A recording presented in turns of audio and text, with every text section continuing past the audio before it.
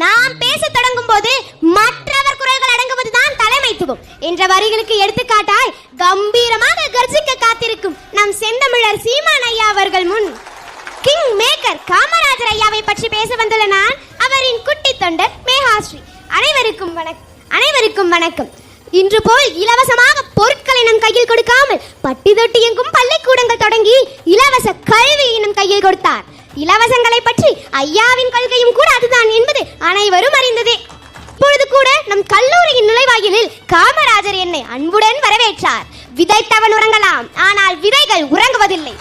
காமராஜர் விதைத்த விதை இன்று விருட்சமாக வளர்ந்து நிற்கிறது நம் ஐயாவின் உருவில். இன்றைய மாணவர்கள் நாளைய தலைவர்கள்.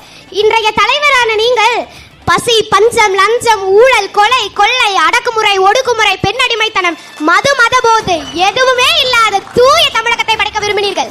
நாளைய தலைவராக போகும் நாங்களும் அதைத்தான் விரும்புகிறோம். காமராஜரின் வழியில் அனைவரும் ஒன்றிணைவோம், வெற்றி நடை போடுவோம், உலகை ஆள்வோம். உண்மையாக சொன்ன அவையில் வந்து நின்னா வெள்ளையன தின்னா அந்த வேலு நாச்சி